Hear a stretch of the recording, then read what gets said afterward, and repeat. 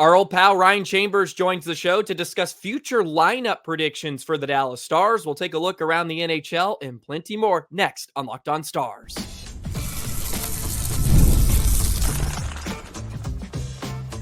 You're Locked On Stars, your daily podcast on the Dallas Stars, part of the Locked On Podcast Network, your team every day.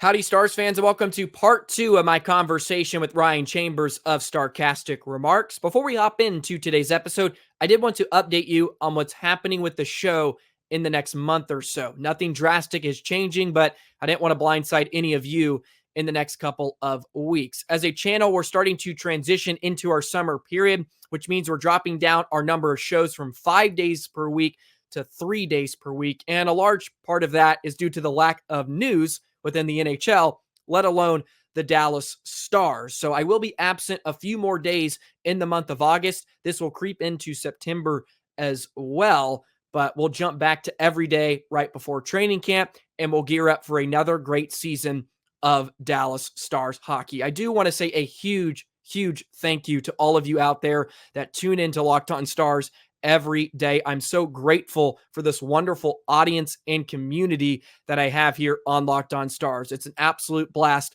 talking Dallas Stars hockey with you every single day. So please hit that like button, subscribe, drop a comment below as well. We'll continue to bring out fresh and new content every single day for you in the month of August. I'll just be absent a few more days than usual. Today's episode is brought to you by Game Time. Download the Game Time app, create an account, use code LOCKEDONNHL for $20 off your first purchase. Terms apply.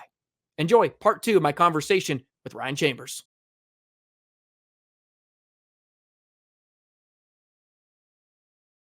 We'll move into some more contract stuff in terms of Thomas Harley and what his possible next deal might be. It's really interesting. And one of the deals that may have kind of made it more clear to what Harley can kind of get is Brock Faber, who just signed an 8-year, $68 million deal with Minnesota. I think that's a great number for Minnesota. He's a real fantastic player.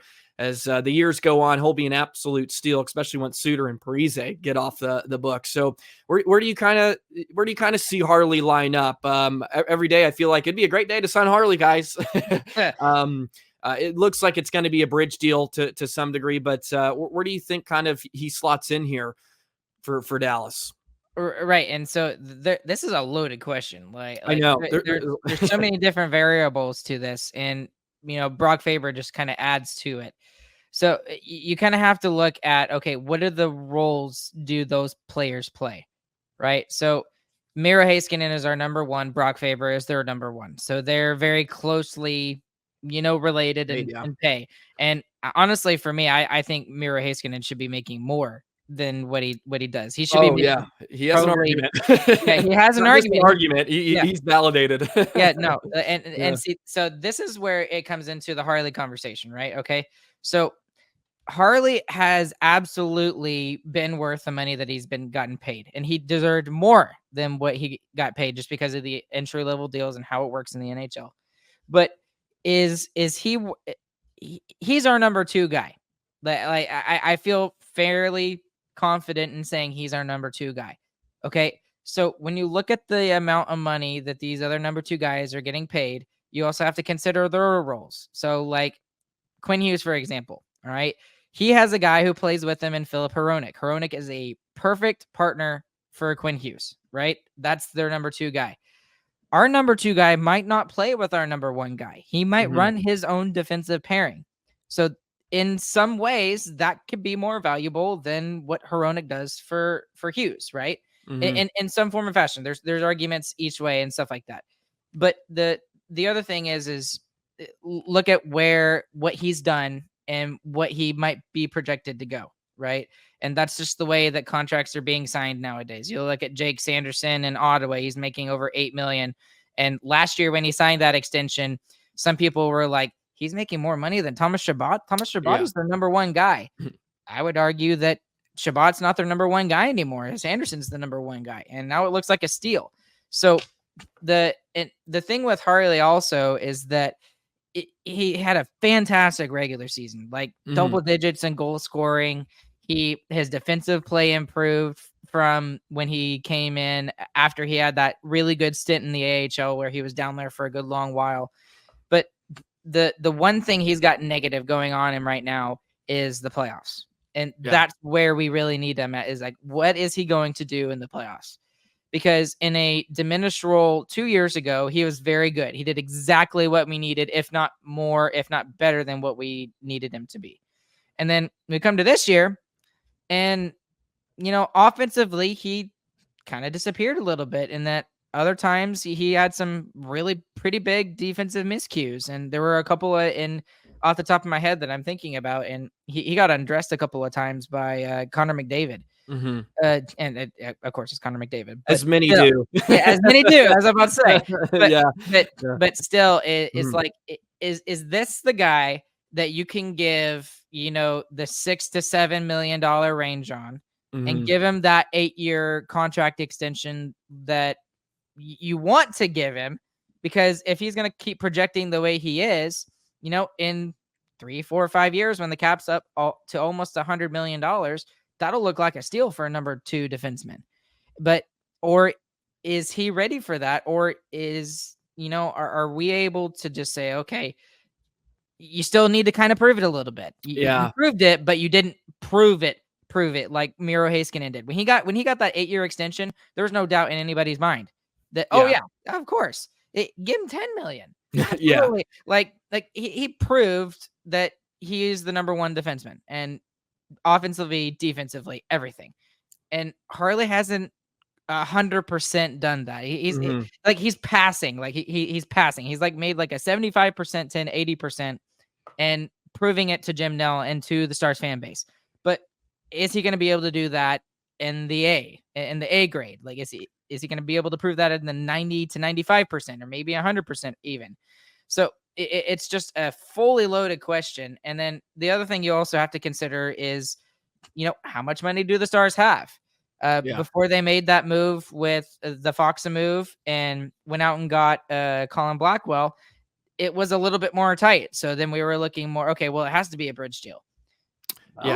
Not so much anymore. They've got some room where they could give him a little bit longer, or maybe even an 8-year deal if he's willing to sign for that. So it really just depends on what he wants, what Jim Nill thinks is going to be the case, and what the coaching staff is telling Jim Nill as to, okay, well, this is where he's going to be. He absolutely is going to get there. He just had an off playoff.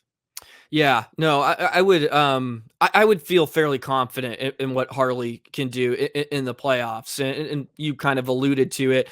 For the first time, he had to step up and play against the best. When he was playing on the third pairing, you're able to kind of work those matchups, and he may have certainly looked better in that role than he did this past season, where he's playing against the best of the best. And I think that will come with time. But I think we can acknowledge he's not really in that Miro Heiskanen class as of yet. He could possibly get there, though. I'm very, very, yes.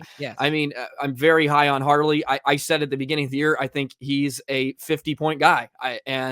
He got rather close to that at 47. So hopefully he can continue to improve, which no doubt in my mind that he will. So the bridge deal almost feels perfect, somewhere that 4-year, 4-year range, because that would put him as whatever, an RFA or UFA in 28-29. And that's when Miro would come off the books already. So he would get his next deal.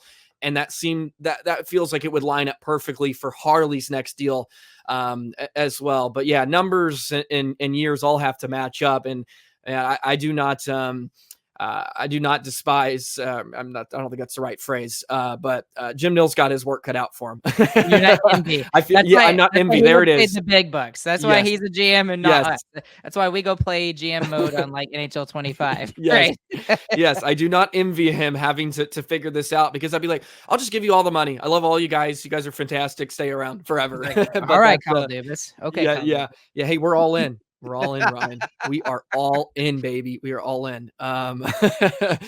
Good stuff. something else I certainly want to get into. Let's talk about the Central a bit. Maybe just some of the moves that went down, because man, Nashville, they added some shiny new toys with Stamkos and Marchessault, even Shea, which has kind of been under the radar a bit. Of course, Wedgwood finds his way into Nashville too. Stars taking them on opening night, so that will certainly be a lot of fun. How do you feel about Dallas heading into next season, and where do you see them kind of finishing in the Central? I still think they're kind of going to be in that top 3 per usual. I don't know if I could put them winning the Central. But then again, I picked them to do that last year, and as you mentioned, they seem about the same from pre-Tanev. So maybe I need to be a bit more positive, and they can go back to back in the Central. Today's episode of Locked On Stars is brought to you by Game Time. Game Time is obsessed with finding you ways to save money on tickets. It's the authorized ticket marketplace of Major League Baseball, which makes getting tickets faster and easier. Prices on the Game Time app actually go down the closer it gets to first pitch, with killer last-minute deals, all-in prices, views from your seat, and their lowest price guaranteed. Game Time takes the guesswork out of buying MLB tickets. You want to go watch those defending World Series champion Texas Rangers at Globe Life Field this summer? Go ahead and take out your phone, download the Game Time app. It takes 30 seconds. It's free. It's available on the App Store. It's available on the Google Play Store. And use Game Time to take the guesswork out of buying tickets. You can save up to 60% off buying last minute for sports, concerts, comedy, theater. It doesn't just have to be Major League Baseball. You name it, they have it on Game Time. And you can see the view from your seat before you buy it. You don't have to worry about any obstructions. That is the wonderful part about it. So take the guesswork out of buying tickets with Game Time. Download the Game Time app. Create an account and use code LOCKEDONNHL for $20 off your first purchase. Terms apply. Again, create an account and redeem code LOCKEDONNHL for $20 off. Download Game Time today. Last minute tickets, lowest price guaranteed. Yeah, honestly, I could care less. Honestly, Yeah. just At this point, I guess I should be more clear about this. How about this? All right. yes. I don't want to see the Stars as a wild card team. Yes. Right? What I truly believe is that, and I would even put Winnipeg in this category, is the Central is a very tough division. And with those 4 teams, obviously I'm talking about Dallas, Colorado, now Nashville has entered that conversation, and Winnipeg. It's going to be tight. It's going to be extremely tight. And one of those teams is going to fall off. And as long as it's the Stars, I could care less whether we end up first, second, or third. At this point, I am in full Toronto Maple Leaf mode. Like, okay, what are we going to do in the playoffs? Yes. Like, I want to see the progression of especially the young guys. Okay, what is Logan? What is Maverick? What is Wyatt going to do? How are they doing? Are they okay? Can they play together? Do they need to play with, the veterans? Those are the kind of things that I care more about, because I feel like it's a God-given conclusion that this team is a playoff team. Yeah. If they miss the playoffs, either one, injuries just hamper the crap out of this team. Yeah. Or it's just a catastrophic failure by the coaching staff. Yeah. So, and since I don't see either of those two things happening based off of what we've seen the last 2 years, then, I'm kind of like the Lightning. When the Lightning won their cups, they were not the best team in the regular season. Yeah. Like they kind of, I don't want to say coasted, but they kind of coasted to the playoffs. They were in the top 3 both years. And then when it came to when it really mattered, which was the playoffs, they clicked it into gear, and they had an extra gear shift. They had that 6th gear that the other teams didn't have, and no one could match it. So that's what I'm more concerned about than particularly the standings. However, it would be cool to see them win the Central again. I'm not saying I don't want to see them do that, but it's just not like last year, I was kind of concerned about it. I wanted to see them win the Central, and they did.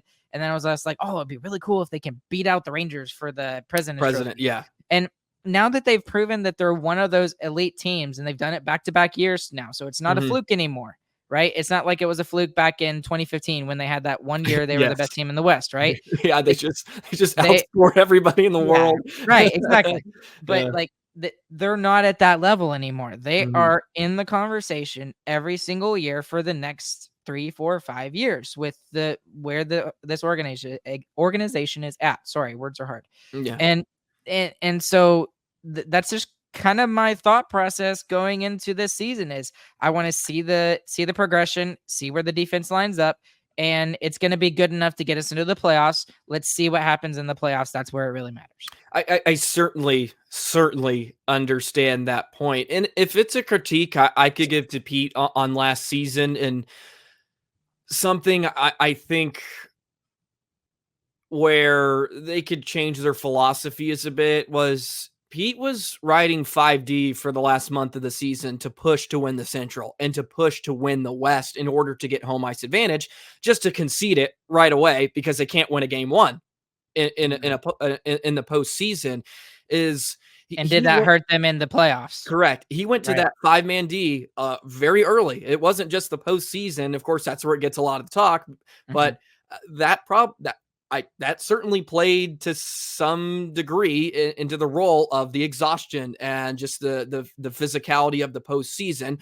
Albeit they did have to go through two just completely, really, really solid teams that in their own right, if they got past Dallas, probably would have been a favorite to get out of the West. But what I'm saying is it probably didn't help that they really grinded. So I think I see that point of view where it's like, who cares where you find yourself? Sometimes you need breaks to go your way. The teams you get, like Los Angeles, where they got to crack it, or excuse me, Edmonton, where they got to crack at Los Angeles again. It was like, okay, this is a foregone conclusion. We'll win this in 5 and we'll move on, right?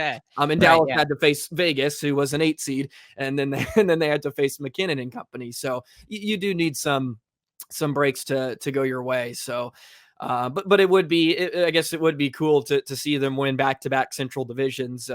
Certainly something that will be hard to do with the talent. Are there any teams out there, and maybe this is a broad NHL question just in general, any teams you kind of like what they did in the offseason, or is there a surprise team on the horizon that you may be looking at that could possibly make a name for themselves? Because I asked this question, actually, the 8 teams that made the postseason in the Western Conference last year, which ones miss out or which ones jump in? And when you look at them, you get this feeling like it's going to be those 8 teams again, but there could be a team that really steps back, like Vegas. You could even throw LA into that conversation. So maybe who are those bubble teams that you think could really make a jump into the postseason next year? That is really intriguing, to be completely honest with you, because obviously Nashville is gonna go up higher, I feel like. So maybe that puts Winnipeg as a wild card team. I'm kind of in agreement with you in the Western Conference and the fact that there's not going to be a ton of movement. I really think there might be 1 or 2 teams that drop out, and there won't be a huge dynamic shift. If I had to pick one team that you have to be careful of, especially in the Pacific, is Seattle. Mm-hmm. I have no idea why. I have nothing to back it up with. I like watching Seattle. Yeah, I don't know why. yeah. Like we played them in that 7-game series where they beat the Avalanche, and that was like the most cordial series I've ever had with a fan base on social media. Mm-hmm. Like they were like, "Oh shucks, we'll get you next time," and then when they beat us in Game 5, we're like, "Oh shucks, we'll get you next time." I don't know why it just was. But and they've got a good team. They've got a secretly good team, and they're built a lot like the Stars. They've got some depth, and they had a lot of their players that did not perform up to the way they did 2 years ago. Last year, like Matty Beniers, not the same player he was in his rookie season, and like Vince Dunn has kind of come out of the woodworks a little bit, and he's kind of been that number 1 defenseman for them, especially on the offensive side. But the goaltending has gotten remarkably better. That's the thing that a lot of people are not paying attention to, is like Grubauer. He's pretty good. He had a rough first season there in Seattle. It was terrible, and I think like he was the worst goalie statistically in the goals saved above expected per 60 category. He was like the worst. And that changed this past season. He was much better. And then they've got a more than capable backup in Joey Decord, who was excellent for Coachella Valley. That Coachella Valley has gone back-to-back AHL finalists in the Calder Cup the last 2 seasons, and he was a big part of that. And he proved this season that he might even be able to take over the number 1 job in Seattle. So they're kind of a secret team in the West. But what's really intriguing is the East. The East is extremely intriguing when you look at the teams that missed and the teams that have made a crap ton of moves. Like the one that you have to, I don't want to say you have to watch out for, but the one that is going to come back with a huge fruition with something to prove is New Jersey. They exceeded expectations 2 years ago, and they plummeted back to earth this past season. They had some injury problems too. I think that kind of factored in, but yes, they underperformed. And so some of the things that they did is they addressed their defense and they addressed their goaltending, which is the 2 big things that they had problems with. They have got some excellent prospects on their blue line, young guys there. Yeah, the Simic. Simic. Yeah, he's a good player too. Yeah, exactly. And then I think having Dougie Hamilton back will help tremendously. And then they got 2 new guys in net. They went and got Jake Allen from Montreal, who he can step in as a number 1 when needed. And he proved that even last season. And then they made the trade for oh my gosh, I can't believe his name just escaped out of my head, from Calgary. Markstrom, correct? Markstrom, oh my gosh. Yes. Markstrom, oh my gosh. Markstrom had an excellent year for Calgary this past season. So that's a team that, like, not necessarily a dark horse, but one you have to watch out for. The most intriguing one to me, though, like interesting wise, is Washington. They revamped everything. And if you're Alex Ovechkin, you're just itching. Yeah, you're thrilled. You're thrilled. They go out and they get all of these guys. They revamped everything. Now they were a minus 37 goal differential. Made the playoffs. Yes, made the playoffs. Yes. So the thing is that they went out and got one of my favorite players, non-Dallas Stars player, Andrew Mangiapane. Watch that guy. He can be a 30 goal scorer. I don't think he's going to get there, but he can definitely get you 20 goals. And just all of the different moves that they made. They went out and got Matt Waugh. They made a really good trade for Logan Thompson from Vegas. I don't know what the heck Vegas was thinking with that. Yeah. But and then Charlie Lindgren was excellent for them last year. So that's a really intriguing team that I could be at least wild card. They might be able to push for a top 3 spot in their own division in the Metropolitan. So absolutely.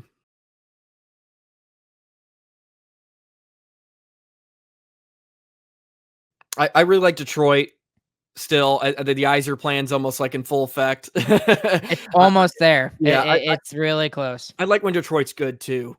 They just it feels like a team that needs to be good. They need to be in the mix because, growing up, I mean, they were the Pittsburgh, that kind of what Pittsburgh was a few years ago. They were always in the mix. They were always an elite team, which is sort of where you kind of feel like Dallas is hoping to get, where they are consistent.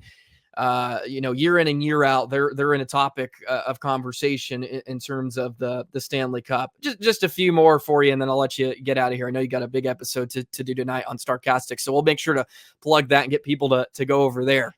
Yeah, so they can take a listen to your guys' show. You guys have a ton of fun. I enjoyed hopping on a few months ago. What do you think about Patrick Laine?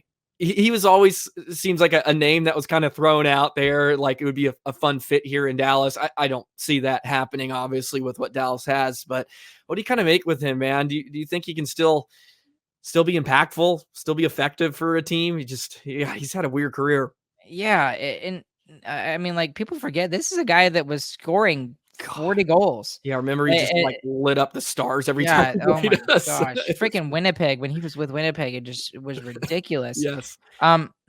This is one of those guys I feel for, like whether it's he's in the player assistance program, whether he's just hurt. I don't think he's played a full. I mean, I would call it a full season, like 72 plus games. I don't think he's done that in the last 3 years. No, I don't know if you have his stats in front of him. Yeah, I'm looking at it right now. So he's played more than 72 games 3 times in his career, and those his first 3 years in Winnipeg. He hasn't eclipsed 70 since 2018-19. Well, So you're right, there yeah. you go. And he hasn't even been close on some of them, like 55, 40 games. Right. So he just and like he got to play like 5 games with like that was all the excitement when Johnny Gaudreau was signed in Columbus, and the fact that now he has somebody to pass the puck to in Patrick Laine, and Patrick Laine has somebody that can pass him the puck. They got to play like 5 games together or something like that. Mhm. It was not very much. So and then obviously the whole social media thing after I forget what exactly it was. There was another podcast that made some interesting remarks, and even Patrick Laine himself came out and said something about it on social media, and that was rough too to see that. And I just want to see him healthy. Like Yeah. he's one of those guys that I just want him to be successful. Like there's some guys like like the opposite of Pierre-Luc Dubois, for example. Okay, like Pierre-Luc Dubois has got like this. And I'm totally speculating here. I don't know PLD. I know nothing about him. Like PLD is like that guy, like that stuck up child who he's not getting what he wants, so he just wants to go somewhere else. And Patrick Laine is the opposite of that. He's just like, I just want to play, guys, please. Yes. And but his body keeps telling him, no, you're just not allowed to be healthy. So I feel for him. That's I want to see him be productive. Yeah, hopefully he figures it out somewhere. Whether that's in Columbus or man, he could go to a contender. He could, and he could make that really interesting. So we'll see what happens with that story. Final question, and this is sort of inspired from my mom because I was watching the USA men's team basketball team play the other day, and my mom walks in. She's like, "Why are you watching this crap? Like these are just a bunch of professional athletes. Like it should be amateurs. The Olympics. Yeah, you want to see the amateur athlete." I'm like, "But it's the best players in the world. Like this we don't see this. I know there's NBA, but like this is like the best players in the world. So my question is, you have to be in on like the global series and the Olympics, like having the best guys in the world, because as much as I love the storylines of the college kids playing a few years ago, there was a couple at St. Cloud State from my alma mater. I really loved watching them play, but boy, I want to see McDavid and I want to see McKinnon and I want to see them facing off against Matthews. Like you have to be in on that, right? That gives me goosebumps thinking about it. Like that's hockey. Right. And like those are the kind of things that live forever, right? Those are the kind of things that grow your game. The golden goal. The golden goal. Probably. Everyone talks about it. Yeah. And even even though the United States hates it, they appreciate it. They understand how big of a deal that was. That golden goal was their 1980 miracle. Yes. Right? I mean, like that was one of the largest deals. And there's just moments in the sport of hockey that you just get a goosebump down your spine. You watch 2001, the Stanley Cup, when Ray Bourque raises it for the first time. Gary Thorne is announcing it. One of the greatest moments. The golden goal when Sidney Crosby scores that. TJ Oshie in the Olympics, when just that ridiculous shootout round was going back and forth, and he was continually able to be like these are the things that you talk about years like later.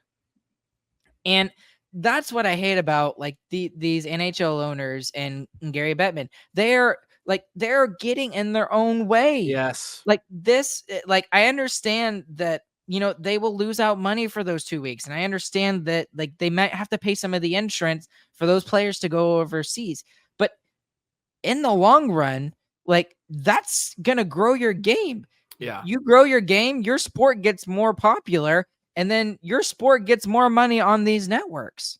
Mm-hmm. So, and from TV deals, from sponsorship deals, from all of this stuff. And that's something that I really feel like that they're short-sighted on.